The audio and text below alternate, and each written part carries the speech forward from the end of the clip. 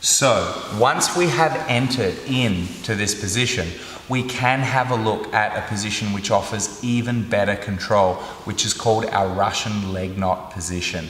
This is an optional position for you that requires a little bit of extra time and effort to set up, however will yield higher percentage finishes, although of course we do run the risk of them escaping while we are trying to improve on our already deadly 411 position. So once I have his leg and I locate my foot under and I transition over to my 411 position here, I now can, if I wish, remove my left leg and locate it over his foot and under mine. This is now what people call a Russian leg knot position. This is very strong because I now have complete control over both of his legs, but again, it's up to you whether you like to go for this. Depending on my opponent, if they're a really slippery, tricky customer, I'll sometimes do this. Otherwise, I'll simply stay here like this. But if you feel from here that you don't trust this guy, I want you to take your left foot out, put it over the foot and under yours, and we are now in what's called the Russian leg knot, which is really, for poor Jake here, a one-way street to tapping or injury.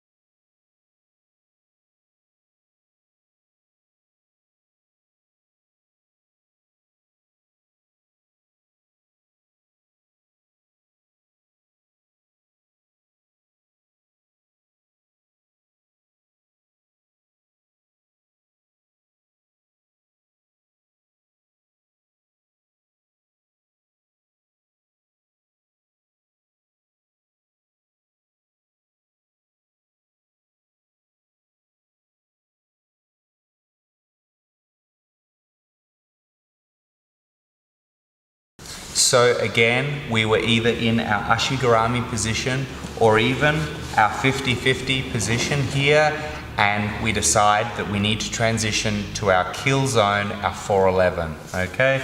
So I bring the foot up, left foot comes in under his knee, and we rotate round and tuck our foot under here.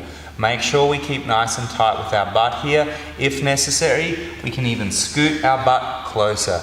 This creates not only tightness between our legs and hips, but it also creates a more acute, ideally 90-degree angle between Jake's femur and his tib and fib here. So when I use the heel, the toes are leveraged for this heel hook, then he loses his knee. More akin to using a wrench or a spanner, as opposed to if his leg is straight, which is more of a torque along the lines of a screwdriver.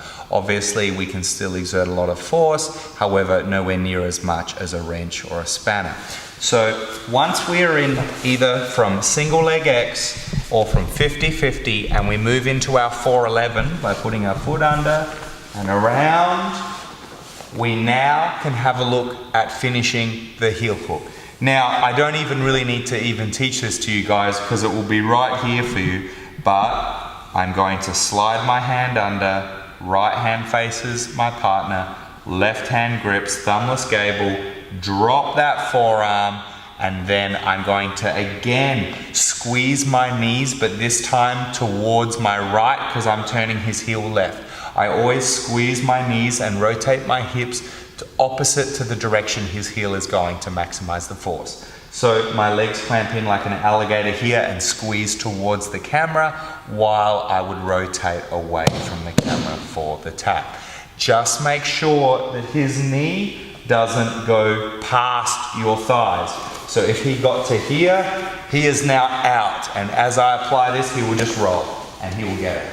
Okay, so make sure we keep the knee line, and then we finish with our outside heel hook. He has nowhere to go but to tap.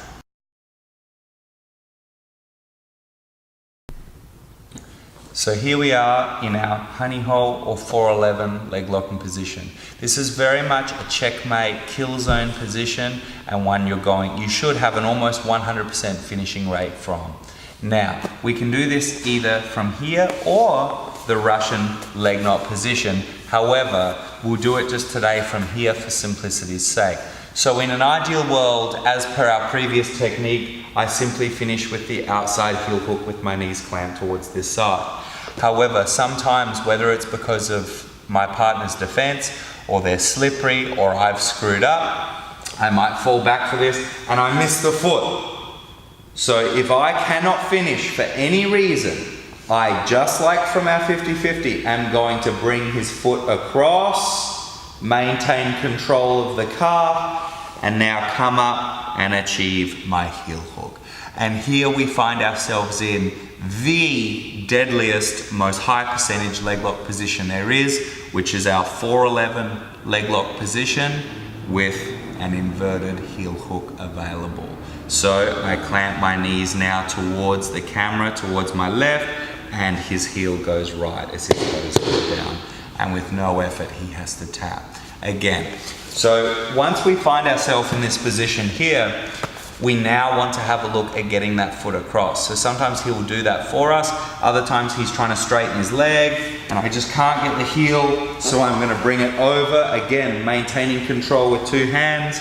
Hold his calf, row my left arm back, collect his heel, and then he is tapping or getting injured. There's no escape from here.